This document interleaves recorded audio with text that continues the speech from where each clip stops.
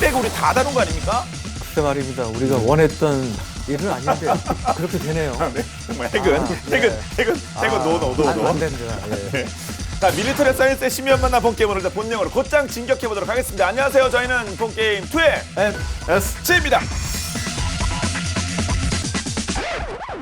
오늘의 주제 영상을 통해서 먼저 확인하시죠.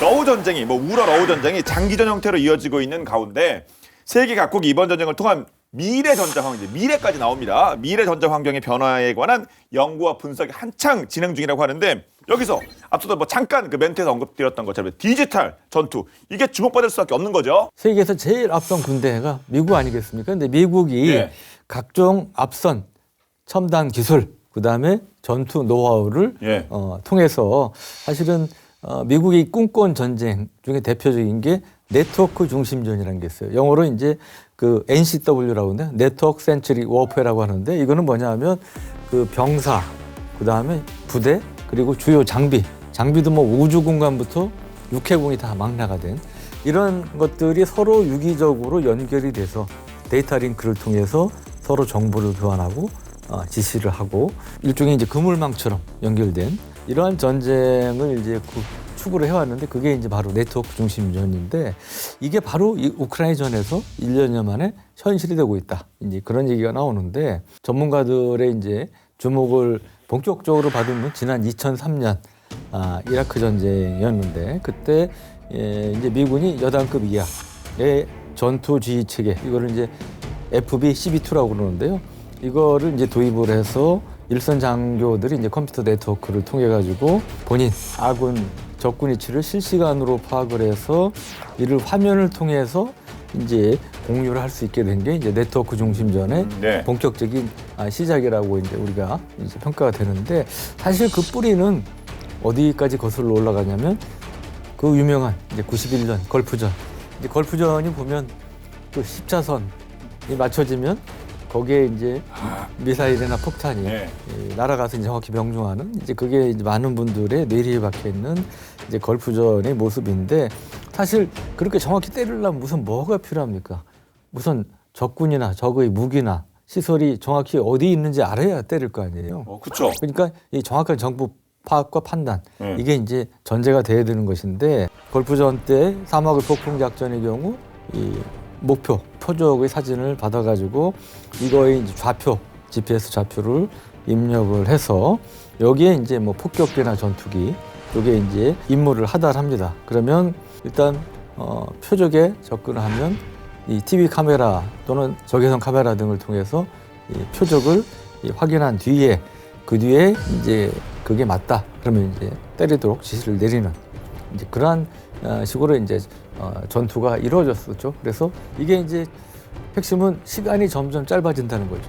소위 정보 수집부터 이걸 판단해서 지휘관이 결심해야 때릴 거 아닙니까? 해야 이제 폭격이나 포격을 하는 거니까. 그래서 이런 시간들이 점점 이제 단축이 되고 있다는 게 현재 네트워크 중심전의 이제 특징이라고 할 수가 있겠습니다. 사실 민간도 네트워크 온라인 해가지고 다 긴밀하게 연결되고 있는데 이라크전으로만 봐도 20년 지났지 않습니까? 저 이상 바뀐 거로 따져본다면 전장 환경도 네트워크 엄청나게 진행됐겠죠, 당연히. 사실 옛날에 그 미래학자 엘빈 토플러라는 분이 제3의 물결이라는 책 쓰신 두꺼운 거 문질러놨어요. 누구나 다 읽은 것 같이 말하지만 사실은 안 읽은 책이죠. 누구나 아는 책인데 읽은 사람 많이 없습니다. 죄송합니다. 제 주인은 그래요. 이때 이제 그분이 1991년 걸프전을 제3의 물결 전쟁이다라고 표현을 하셨는데 지금 제4의 물결 전쟁이라고 말해도 충분할 정도로 많이 지금 발전이 돼 있는 상태고요. 우크라이나가 작년 11월에 헤르손을 되찾았는데 이 도시가 이제 다 아시다시피 크롬반도하고 돈바스 지역 이쪽 러시아의 주요 점령 지역을 이제 연결하던 남부 요충지잖아요. 근데 우크라이나군이 이제 작년 7월에 이제 텔레그램에 예. 이 헤르손을 가로지르는 그 안토노우스키 다리를 폭파하는 영상을 게시를 했거든요. 그게 이제 텔레그램에 올라온 영상입니다. 이게 미사일이 뭐 날아가는 거겠? 예, 뭐 휙 날아오고 있죠. 날아가는 오. 예, 저렇게 이제 적외선 장비를 적외선 장비에서 그렇구나. 예. 야간에 찍은 것 같습니다. 지금까지 저렇게 나오는데 이제 보시면 이제 이런 식으로 이제 대파가 된 상황이고. 와, 그 다리가 이렇게 막 흔들리네요. 엄청나게. 이제 파괴된 후에 이제 이거 거의 끊어졌는데 이 정도면? 네.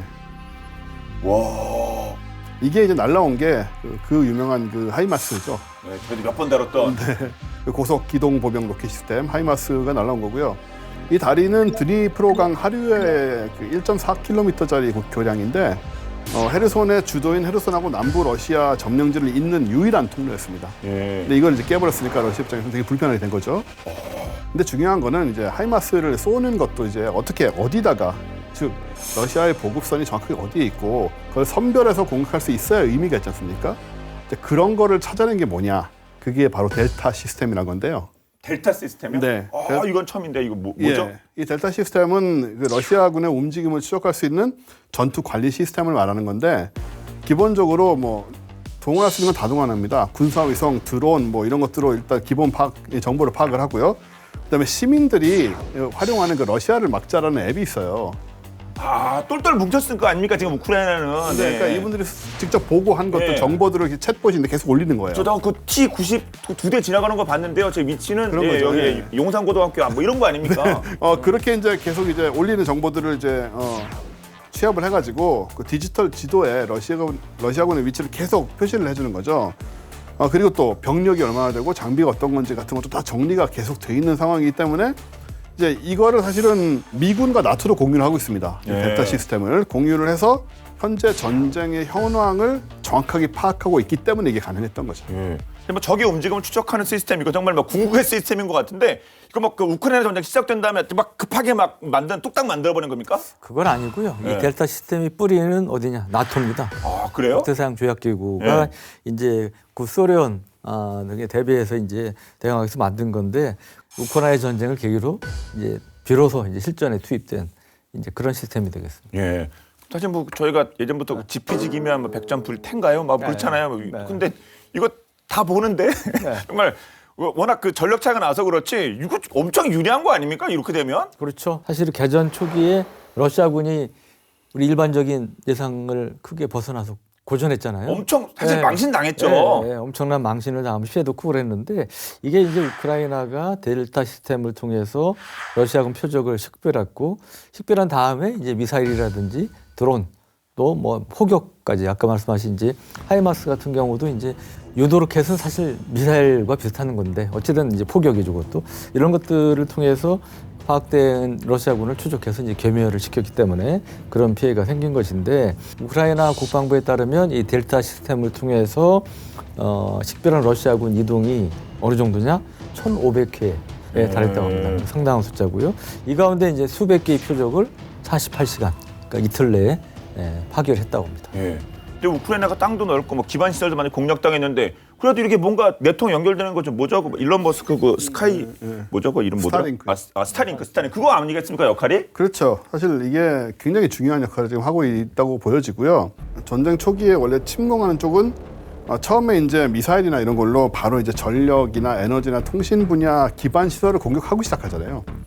그러니까 이렇게 일단 기반 시설이 파괴되고 나면 통신망이 무너지고 이러고 나면 사실 방어하는 쪽은 굉장히 대응이 어려운 상태에 이미 빠진 상태에서 전쟁이 시작이 되는 경우가 많은데 러시아도 우크라이나 처음 이제 침공할 때 당연히 이런 전략을 썼죠. 예. 그게 통신 두절되고 이런 상황에서 이제 문제가 지금 상황이 어려워지니까 그 우크라이나 부총리 그 미하일로 페도로프 부총리가 트위터를 통해서 이것도 유명했던 얘기인데 일론 머스크한테 스페이스X의 스타링크 우리가 좀 쓰게 해달라고 요청을 했었죠.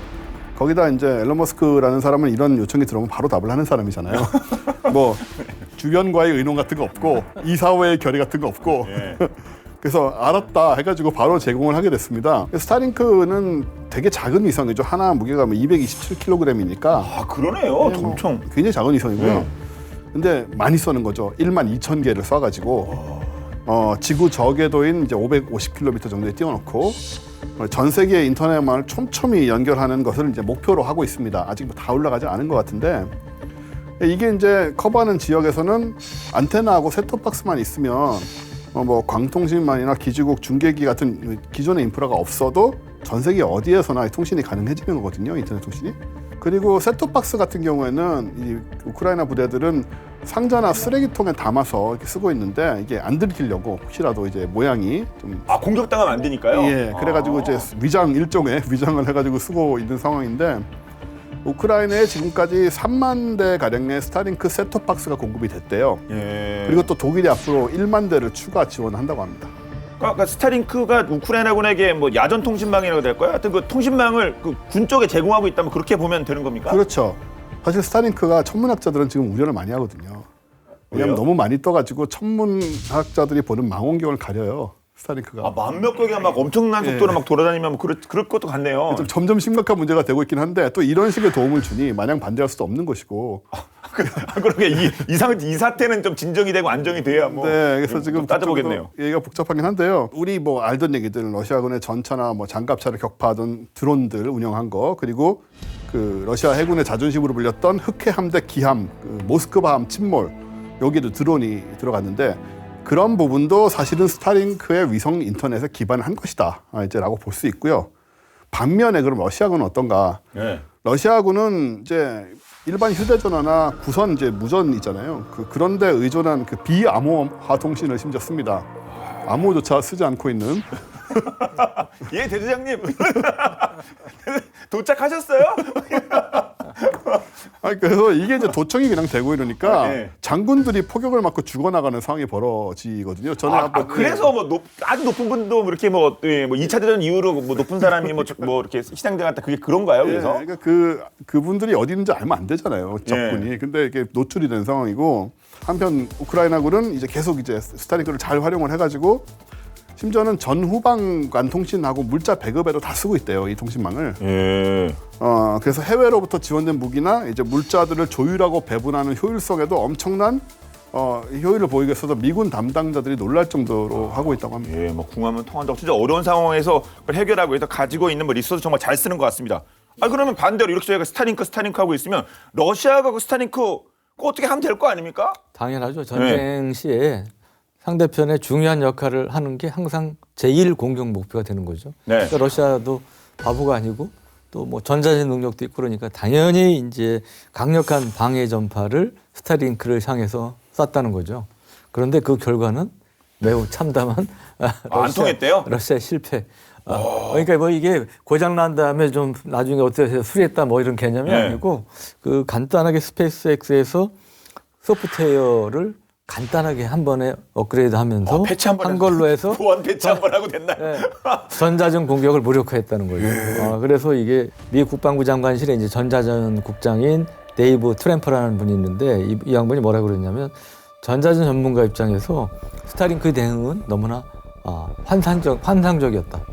그리고 눈물이 날 정도로 아주 강한 인상을 받았다 이런 이제 표현을 썼다고 그러는데, 그러니까 이 스타링크가 참 원세 말씀하셨지만 이 숫자가 너무 많아요. 지금 12,000개, 궁극적으로 4만 몇천 개 올린다는 거 아닙니까? 그러면 이제 가뜩이나 지금 우주 공간이 뭐 우주 쓰레기니 뭐니 복잡한데 상당히 좀 복잡해지는 문제가 있고. 네. 근데 이게 그 로켓에 참고로 한 번에 한 60개씩 올리는 거예요, 위성을.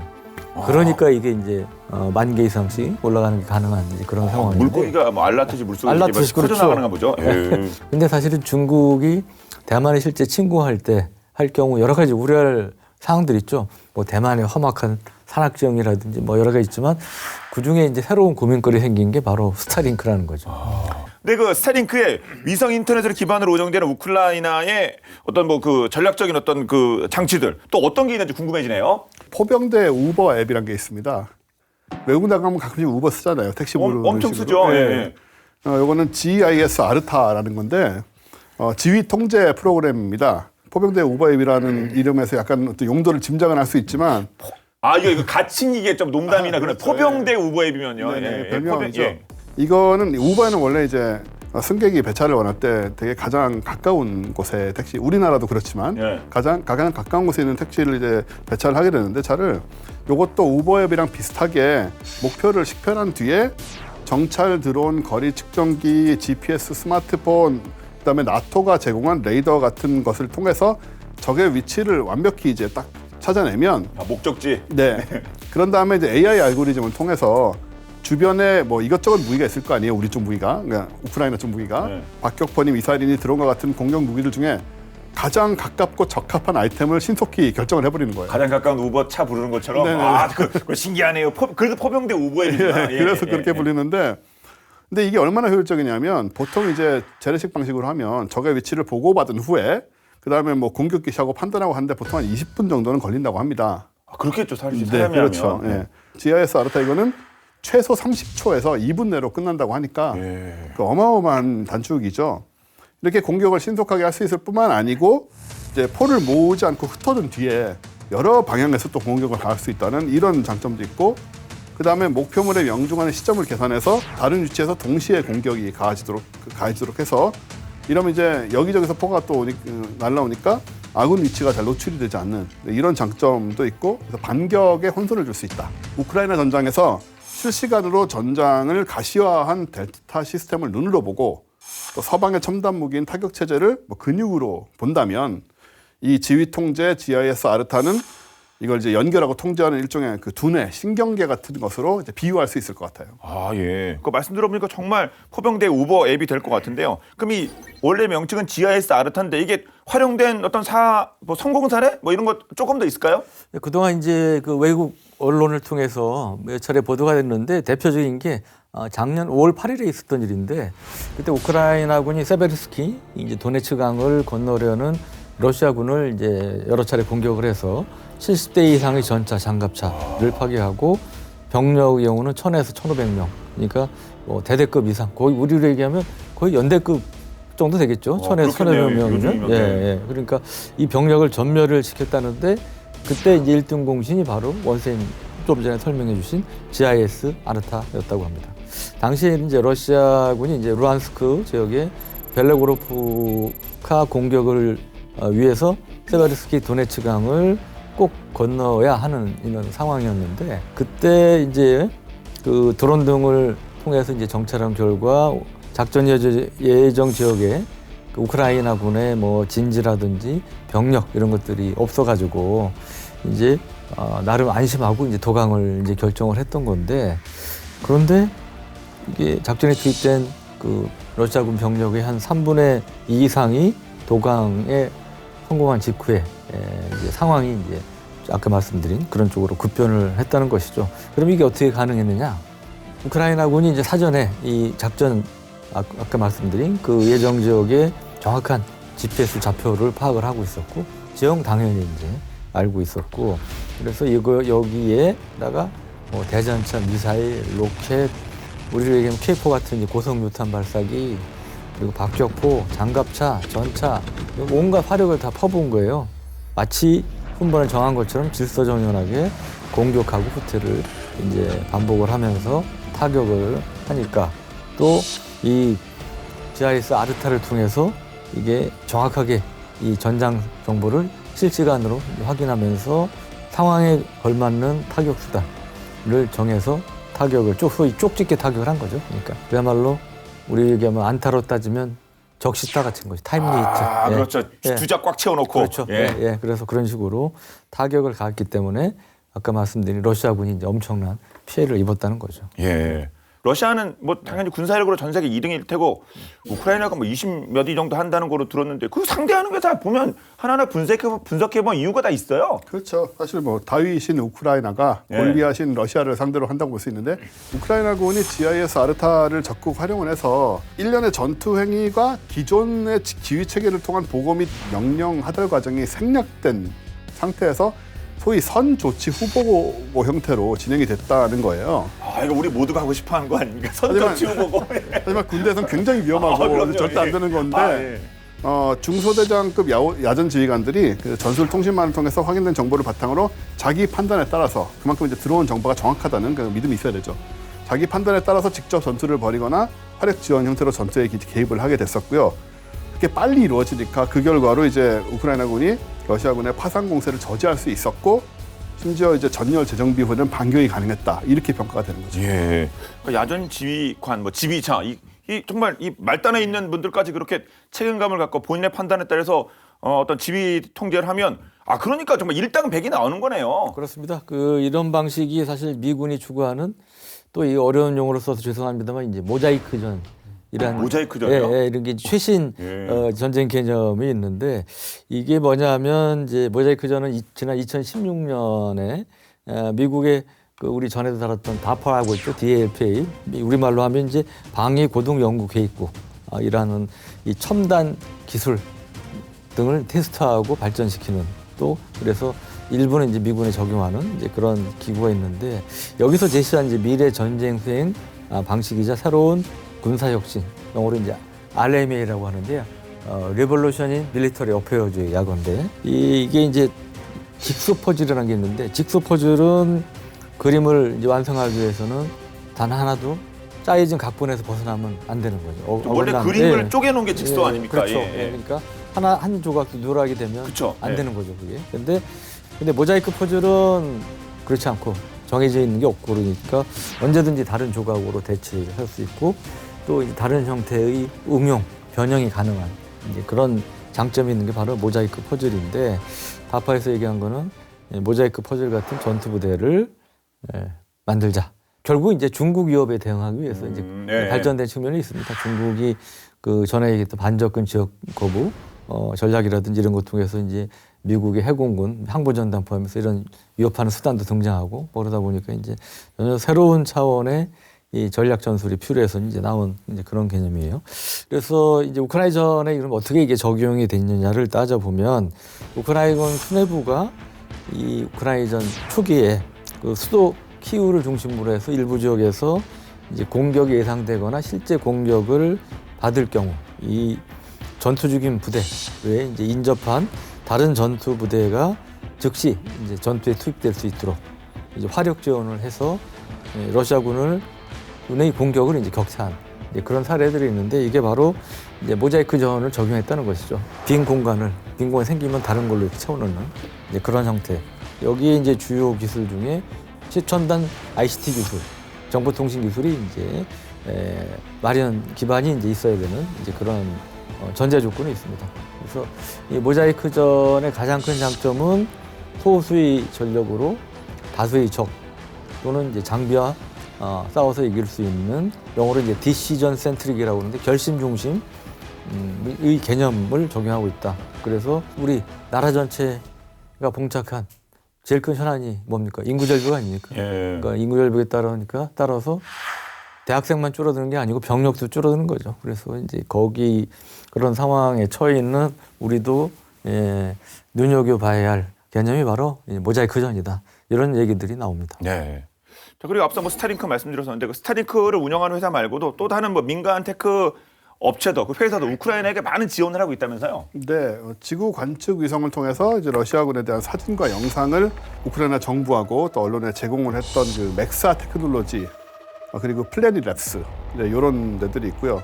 그다음에 위성 영상 레이더로 이제 지형과 위치를 판독한 카펠라스 페이스사도 있고, 그리고 러시아가 위성 항법 시스템 이제 GPS를 교란하는 신호를 포착을 해서 우크라이나와 미군에 알려준 호크아이 360도 있고. 또 인공지능을 활용해서 이제 위성 영상을 분석을 해가지고 표적을 정확하게 제공하는 미국의 실시간 지리정보 플랫폼 기업인 블랙스카이 이런 회사들이 다 민간 회사들이거든요. 이런 기업들이 이제 연합군에 이렇게 사실상 참전해가지고 민간 회사 맞습니까? 하는 역할 보면은 하지만 민간 회사죠. 네, 그렇죠. 네. 사실 이 회사들 입장에서는 이런 데서 이제 효과를 받는 게 굉장한 그 홍보 효과도 있긴 하죠. 서로 주거니 받거니 하는 거네요. 그런 거죠. 네. 우크라이나 사령부는 이제 이런 데이터를 종합을 해가지고 전장의 안개라고 우리가 부르는 그 전투의 정보 부족 이런 걸 이제 헤쳐나가는 이런 일을 하고 있는 거죠. 그리고 이번 전쟁에서 또 독특한 점은 뭐냐면 게릴라들이 옛날에는 이제 대나무 폭탄하고 뭐 화염병 같은 걸로 필요한 무기를 만들어 썼지 않습니까? 근데 우크라이나인들은 최신 기술에 익숙하기 때문에 디지털 시대에 발맞춰서 모바일 랩하고 3D 프린터 상용 드론 같은 이런 디지털 기술을 통해서 정을 하고 있다라고 할 수 있죠. 그럼 소위 그 뭐 자작무기, 근데 요즘도 그런 자작무기 같은 게 가능한가요? 적어도 우리가 알고 있던 그런 것은 아니고요. 3D 프린터로 민간 드론에 수류탄을 장착할 수 있는 그 플라스틱 장치를 찍어낸다고 합니다. 근데 이게 생산 단가가 불과 하나에 뭐 10에서 15달러? 2만 원도 안 하는 거예요? 2만 원도 안 하는 거기 때문에 얼마든지 가능하고 여기에 또 빛 센서도 와중에 장착이 돼 있어가지고 빛이 감지되면 이제 드론 조종사가 그걸 보고 원격으로 수류탄을 떨어뜨릴 수가 있대요. 근데 요거 하나만으로도 불과 한 2만 원 정도 투자를 해가지고 2만 원 정도 투자를 해가지고 차량도 파괴하고 뭐 차량에 이제 적군이 있는 경우에는 2-3명 정도는 살상이 가능하다고 합니다. 정말 뭐 하여튼 그러니까 그 악조건에서도 지금까지 최선을 다해 나라를 지키는 거 아니겠습니까? 대단한 우크라이나 국민분들인 것 같습니다. 네, 그런데 스타링크와 같은 위성 인터넷의 등장으로 현대전에서 외부와 연결 또는 뭐 내부와 내부의 연결은 더 이상 막을 수 없는 일이 되었는데요. 이렇듯 최첨단 통신 시스템이 전 세계를 초연결하는 네트워크 시대에 여전히 건재한 아주 초기 전신 신호가 있다고 합니다. 어떤 것일지 본방야사에서 살펴보겠습니다.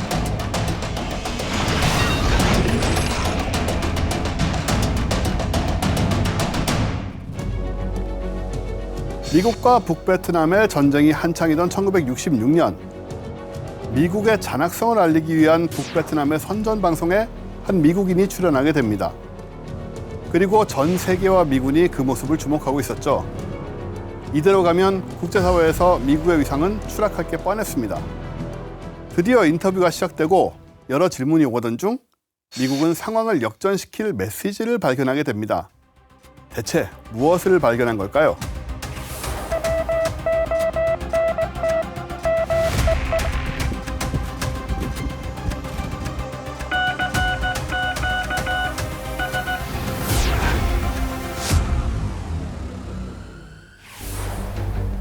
(1965년) 미 해군 항공대의 파일럿 제레미야 앤드류 덴튼 중령은 여느 때와 같이 임무를 위해 출격을 나섰는데요. 다른 점이 있다면 북베트남의 방공포에 격추당하게 되었다는 겁니다. 미군 전투기의 격추 소식을 들은 미군은 파일럿의 생사라도 확보하려 사방으로 애썼지만 별다른 소득을 거둘 수 없었습니다. 그렇게 1년이 지난 1966년 북베트남이 미국을 비판하기 위해 기획한 선전 방송에 작전 중 격추당해 생사를 알 수 없었던 제레미야 앤드류 덴튼 중령이 등장하게 됩니다.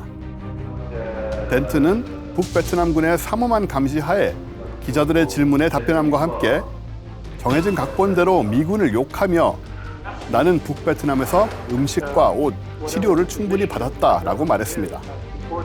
장병이 조국을 비판하고 오히려 적국을 칭송하다니 세계는 미국을 의심하고 국민들은 엄청난 배신감을 느끼고 있었죠.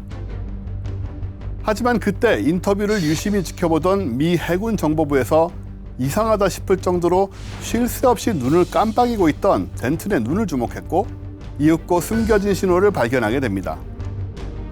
어떤 뜻인지 알아채셨나요? 바로 모스부어로 토처, 고문이라는 뜻입니다. 덴튼은 선전방송을 하게 될 것이란 걸 알게 된 순간부터 습관처럼 보이도록 의도적으로 눈을 계속 깜빡여 목숨을 걸고 정보를 전달한 것이었습니다. 덴튼의 용기 덕분에 북베트남의 비인도적인 행위가 수면 위로 드러났고 미 해군 정보부는 북베트남의 선전 영상을 역이용해 제네바 협약을 위반하고 포로들을 고문하고 있다는 사실을 세계에 알릴 수 있었습니다. 지금이야 인터넷과 휴대전화로 정말 간단하게 정보를 공유할 수 있지만 과거 기술이 발달되기 전의 인류는 서로의 상황을 알리기 위해 횃불과 연기를 이용하는 봉화와 직접 말을 타고 전하는 파발, 비둘기를 이용해 전하는 전소구 등 다양한 통신수단을 이용해 왔습니다. 하지만 사람이나 동물들의 고생이 이만저만이 아닌데다가 시간도 오래 걸리고 정확성이 떨어진다는 여러 이유 등으로 지금은 완전히 사라져버렸죠. 그런데 덴튼이 진실을 알렸던 모스부어는 통신기술이 엄청나게 발달한 현재까지도 군사작전 중 무선 침묵을 유지해야 하는 환경과 비상통신수단으로서 사용되고 있습니다. 전기 신호의 강도를 조절해 전류를 짧게 흘려보내는 짧은 신호와 조금 더 길게 흘려보내는 긴 신호를 조합하여 영어의 각 글자에 해당되는 고유의 부호를 전송하는 방식인 모스부어는 세뮤얼 모스라는 미국의 화가이자 발명가가 발명했습니다. 1844년 5월 24일 최초로 워싱턴과 볼티모어를 잇는 64km 길이의 모스부어 전신선이 설치되고 성공적으로 메시지를 주고받은 걸 시작으로 당시에 어떠한 교통, 통신수단과는 비교할 수 없을 정도로 빠르게 정보를 교환할 수 있었던 모스부어는 순식간에 널리 상용화가 되었는데요. 이후 불과 22년 만에 아메리카와 유럽을 잇는 대서양 횡단 케이블이 가설되었는데요. 무선 통신 기술이 도입되고 나서는 그 활용성이 더더욱 증대돼 장소의 구애조차 받지 않게 되었습니다. 우리나라에는 1884년 일본이 부산과 나가사키에 해저 전선을 개통시키며 처음으로 들어오게 되었는데요. 일본 고종이 조선에도 모스부호를 주고받을 수 있는 전신의 필요성을 느껴 러시아어와 일본어가 능통했던 김하구에게 전신 기술을 배워오라 명령했습니다. 명을 받은 김하구는 도쿄 전신국을 매일같이 방문한 끝에 오늘날의 국문 모스부호가 만들어졌습니다. 전 세계를 연결하고 생활 곳곳과 전쟁터에서 활약한 모스부호는 지금도 대륙과 대륙, 대양과 대양 사이에서 초장거리 단파 통신을 주고받을 때나 해군 함정들 사이에서 무선 통신이 먹통이 될 때 또는 손과 발, 입의 사용이 힘들 때 등 극한 상황에서 시도할 수 있는 마지막 통신 수단으로 사용되고 있는데요. 현대 통신 기술의 신호탄이 되었던 180년 역사의 모스부호. 기술이 엄청나게 발달한 지금까지도 모스부호가 사용되는 이유는 정말 간편하기도 하지만 세계 공용어처럼 사용할 수 있기 때문인데요. 마지막으로 꼭 기억해 두어야 할 모스부호 하나 알려드리겠습니다.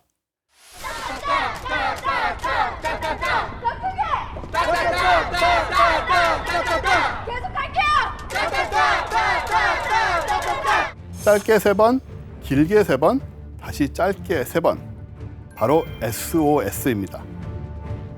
사용할 일이 없다면 가장 좋겠지만 혹시 모를 상황을 위해 꼭 잊지 않고 기억하시길 바라겠습니다.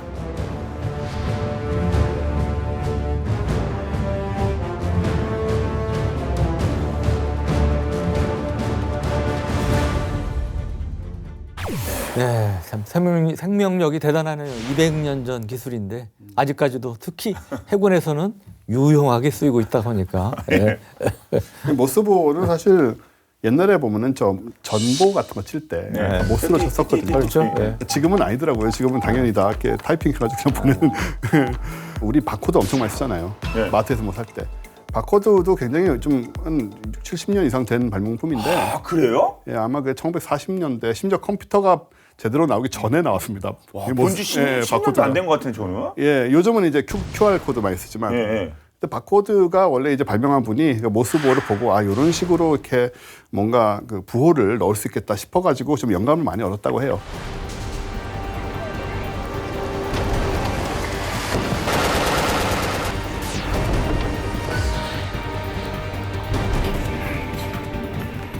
다시 본론 돌아가서 자 우크라이나 러시아 전쟁으로 인해서 세계 각국이 미래전에 대한 고민이 한창인데요.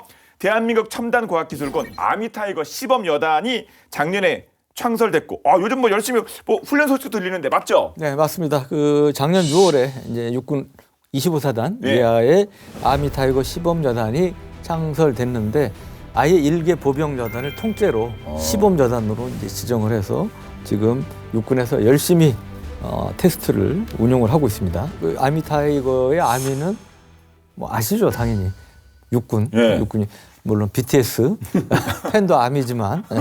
근데 이제 아시다시피 올해가 한미동맹 70주년입니다. 그래서 지난 1월에 그 아미타이거 시범 여단이 미사단, 한미연합사단 이하의 스트라이커 여단하고 처음으로 대대급 연합훈련을 실시를 했다고 합니다. 보통 이걸 이제 KCTC 훈련장 우리 전에 다뤘었죠. 인제하고 이쪽에 있는 횡성 쪽에 있는 이 KCTC 훈련장에서 이제 많이 하고 그러는데 이때 이제 고지 등의 이제 중요 목표를 점령하기 전에 당연히 이제 정찰대가 먼저 투입이 되겠죠. 옛날에 이제 정찰대가 뭐 망경 들고 올라가서 뭐 이제 그런 식이었는데 이제는 드론을 씁니다. 어떤 걸 썼냐? 스위드라는 이제 드론인데 지금 이 사진에서 보이시는 30분 정도 비행을 할 수 있고 국내 넷스액텍이라는 회사가 제작한 제품인데 반경 5km에서 시속 36km의 속도로 최대 30분간 임무를 이제 수행할 수 있고 이 드론 아래쪽에 당연히 이제 정찰 감시용 카메라가 장착이 되어 있는데 이거는 이제 야간 아니고 주간용이고요. 풀 HD 광학 10배 줌까지 가능한 그런 성능을 이제 갖고 있고 이거는 이제 드론이 이제 목표 지역 상공에 가서 영상을 이제 전송을 하면 GV에 이제 보고를 하고 이어서 우리가 이제 요즘 한참 보고게 되는 게 8년형 K808 차륜형 장갑차인데 이게 이제 백호라는 별명이죠. 그리고 이제 미국군의 이제 스트라이커 장갑차 이게 여러 대가 이제 기관총으로 제압을 하면서 목표 지역에 진입을 하고 뒤쪽에서 이제 병력들이 튀어나와서 연막탄을 터뜨리면서 이제 적을 제압한다. 이제 그게 지난번에 실시됐던 훈련의 한 장면이었습니다. 예. 특히 이제 한미 양국 무기들 간의 정보 공유 체계를 이렇게 점검을 했다. 같이 이렇게 협업을 했다는 것이 큰 의미를 가지고 있겠네요. 네, 그렇습니다. 원래 이제 미군이 한미 연합 작전을 하면서 제일 강조하는 단어가 하나 있어요. 뭐냐면 영어로 얘기하면 인터오퍼러빌리티. 우리말로 하면 상호 운용. 서로 간에 이 통신도 통신 안 되면 안 되잖아요. 또 서로 간에 장비도 이 부품이 교환이 되면 최상이겠죠. 또 제일 기본적인 게 뭡니까? 포탄이죠.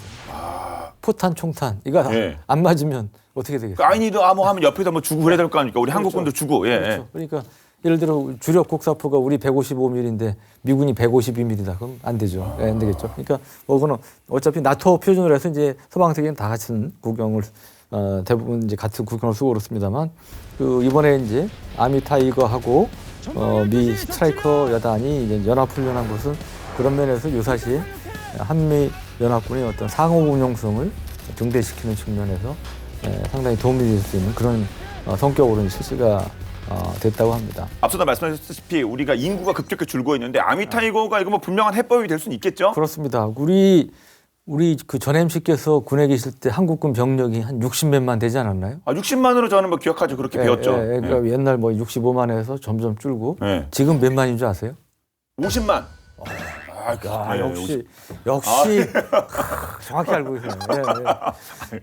역시 복귀 몇 년 했는데. 이러한 이제 대규모 병력 감축이 불가피한데 이것을 막을 수 있는 거는 결국은 전력, 일단 고성능 무기 체계라든지 장비 통해서 이제 할 수밖에 없고 그래서 육군에서 이제 아미 타이거 4.0를 정말 심혈을 기울여서 지금 이제 추진을 이제 하고 있는 거고요. 그래서 이제 육군에서 아까 말씀드린 그 시범여단 운용을 통해서 데이터를 내봤어요. 그랬더니 기동 속도는 20배. 왜? 차량 장갑차 이런 거 들어가니까. 어떻게 20배를 어떻게 빨리 달리지? 갑자기 갑자기 슈퍼 솔저가 된 게 아니에요. 기계화가 돼서 그렇죠. 같이 20배 되죠. 그러면. 그러니까 아미타이거의 목표 중에 하나는 더 이상 걷는 보병, 그러니까 보병이 거를 보잖아요 한자로. 그러니까 걷는 군대를 만들지 않겠다는 게 목표 중에 하나예요. 반가운 소식입니다. 그리고 이제 주요 표적 식별 속도는 4배, 그리고 지역 피해는 2배가 각각 늘어나는 걸로 나타났는데 말씀드린 사령 장갑차, 드론, 로봇, 워리어 플랫폼 이런 걸 활용을 하니까 워리어 플랫폼 활용하면 아무래도 이제 방어 능력도 상상이 되잖아요. 그러니까 생존성도 높아지는 거고. 그래서 육군은 목표가 오늘 2040년까지 모든 전투 여단을 아미 타이거 부대로 바꾸는 게 목표입니다. 사실 뭐 이 흐름에 발맞춰서 육군뿐만이 아니고 그 해군이나 공군에서도 2, 3년 전부터 이 소위 4차 산업혁명 기술을 이제 활용을 하고 있는데요. 여기에는 국방 AI를 비롯해서 빅데이터, 드론, 로봇, 메타버스, 사물 인터넷, 3D 프린팅 이런 게 다 망라가 됩니다. 그 중에서 가장 먼저 거론되는 것이 저도 먼저 거론을 했지만 역시 그 AI죠. 우리가 이제 국방 AI 하면 처음 떠오르는 게 터미네이터 이런 거잖아요. 막 AI 로봇이 가서 막 쏘고 막. 근데 이제 그런 것만이 AI가 아니고 사실은 훨씬 더 그 넓은 의미에서 AI가 이제 중요한데요. 오다라는 개념이 있습니다. 이거는 OODA, 오다 루프라고 하죠. 옵저브, 관찰이죠. 그다음에 오리엔트, 요거는 인식과 상황 판단이고, 그다음에 디사이드, 결정, 그리고 액트, 행동, 요걸 이제 줄여서 만든 말입니다. 요걸로 이제 구성되는 일련의 과정을 이제 오다 루프라고 하는 거죠. 이제 북핵 미사일 위협에 대응하는 뭐 킬체인에 이걸 적용하게 되면 이제 탐지, 결심, 타격하는 그 과정, 일련의 과정을 말하는 거고요. 시간이 걸리는 거죠, 문제는. 이걸 이제 군의 목표대로 뭐 30분 내에 실현을 한다, 킬체인 같은 경우에. 문제는 이게 쉬운 일이 아니라는 거죠, 일단. 탐지해야 될 북한의 이동식 미사일 발사대 같은 이제 표적 숫자가 점점 늘고 있습니다, 지금. 여기에 대한 정보가 홍수처럼 쏟아져 들어오고 있을 테고요. 과거에 한미가 추적해야 될 이동식 발사대는 한 100여 개 정도로 알려져 있었는데 요즘은 KN-23, 24, 뭐 신형 미사일들, 그다음에 초대형 광사포 이런 것들 때문에 200기 이상으로 늘어났다고 보고 있거든요. 두 배로 바로. 그럼 업무가 2배가 늘어날 것 같지 않은데요? 대상이 2개 늘어나면? 예, 업무는 2배 사실 늘어나면? 제곱으로 늘어나는 것 같이 많이 생기죠. 예. 그리고 상당수의 미사일 발사대가 숨어 있잖아요. 이렇게 뭐 차량 위장돼 있거나 아니면 뭐 터널에 숨어 있다가. 동굴에 있고, 그쵸. 터널에 있고, 그러지. 갑자기 나와서 쏘는 거니까. 그런 다음에 또 문제는 2024년 이후에 이제 대형 정찰 위성 5기는 물론 수십 기의 초소형 정찰 위성에서 나올 이제 정보들, 우리 정보가 필요하지만 문제는 정보가 너무 많습니다, 양이. 그게 또 문제죠. 네. 이걸 처리하기가 이제 역부족인 거예요. 너무 많은 이제 사진이란 게 쏟아져 들어오게 되는데, 예를 들어서 정찰 위성들은 보통 이제 가로 세로를 한 10km씩을 이렇게 끊어서 촬영을 하거든요. 이게 너무 넓잖아요. 그래서 이거를 사실 제대로 보려면은 지역별로 이제 확대를 해서 봐야 되는데, 아니면 목표물을 식별을 할 수가 없습니다. 요걸 이제 예를 들어서 가로 300m, 세로 200m 정도의 크기로 세분화한다. 이것도 뭐 작은 그 영역은 아니죠. 세분화해야지 그래도 우리 뭐 미사일 발사대 이런 걸 식별을 할 수가 있는데, 그럴 경우에 그 10km씩 정사각형으로 찍은 사진에서 300, 200 사진이 나오려면 한 장에서 1650장의 확대 사진이 나오는 겁니다. 와, 10kg만 가지고도 1650장이요? 예, 그러니까 그 1650장을 딱 봐서 어디에 미사일 발사대가 있나를 확인해야 되죠. 찾으세요 하고 이만큼일 거 아니에요? 종이로 나오면 이만큼. 이 정찰 위성들이 하루에 이런 10km 단위로 찍은 사진을 이제 500에서 1000장 정도 만들어낸다고 봤을 때, 세부 확대 사진을 다 곱하면 이제 82,000장에서 165,000장이 되고요. 이거를 장당 숙련된 사람들이 1분씩만 들여다보면은 발사대의 존재를 알 수 있다 쳐도 사진 판독에 1375에서 2750시간이 분석 판독을 해야 된다고 하면 이건 사람이 못 하겠는데, 사람이. 그러니까 이건 뭐 물론 한 명이 하는 건 아니니까 영상 전문 판독관이 한 100명이 붙어도 뭐 13시간에서 27시간이 걸리니까 이거는 이미 다 끝난 얘기죠.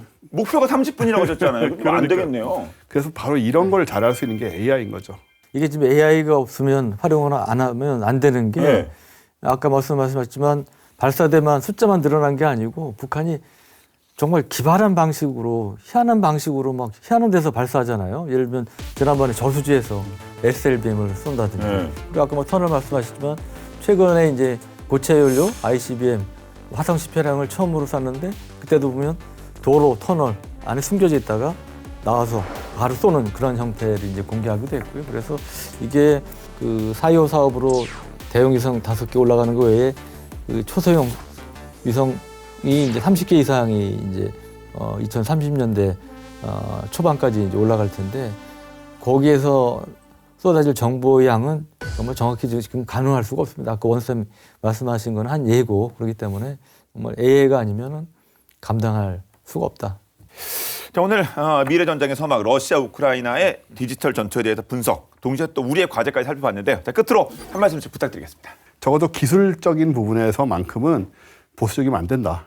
보수적이면 안 되고, 우리 우크라이나의 경우에 보듯이 새로 생기는 기술들, 첨단 기술들을 빨리빨리, 어떤 의미에서는 더 빨리 적용을 시켜가지고 그 우위에 가야만, 유사시에 우리가 아까 러시아군 같은 경우는 그러지 못하기 때문에 지금 그 자기네들 원하는 대로 그렇게 하지 못하고 있잖아요. 그런 측면을 잘 보고 좀 이 진보적인 입장에서 과학기술적인 측면에서 특히 좀 많이 받아들이고 빨리빨리 해나가야 된다. 이미 늦으면, 이거는 시간이 이미 늦으면은 나중에는 사실 그 따라잡기 굉장히 어려운 부분이거든요, 이런 거는. 그런 관점에서 좀 잘 생각을 하면서 접근했으면 좋겠습니다. 네. 우크라이나전 교훈 중에 하나가 바로 민간 부문의 그런 역량을 적극적으로 활용하는 그런 부분이라고 생각이 됩니다. 그래서 우리 군도, 한국군도 그런 측면에서 우리 민간 부문의 역량에 대해서 좀 더 이렇게 좀 열린 자세로 적극적으로 수용하는 이제 그런 노력이 필요하지 않나 하는 생각을 해봤습니다. 네. 자, 오늘 본게임은 여기까지입니다. 본게임은 국방TV 유튜브를 통해서 언제든지 시청할 수 있으니까요. 많은 활용 부탁드리겠습니다. 다음 수업도 화끈한 내용으로 돌아오도록 하겠습니다. 지금까지 저희는 본게임2의 MSG였습니다. 고맙습니다. 사실 그 군에 쓸 수 있을지 몰라도 저희 게임 쪽에서도 AI 그 연구하는 연구사 많거든요. 네. 그리고 뭐 많은 자금이 투입되기도 하고. 특히 또 이 게임 쪽은 사실 이 군에 완전 친화적이거든요. 그렇죠.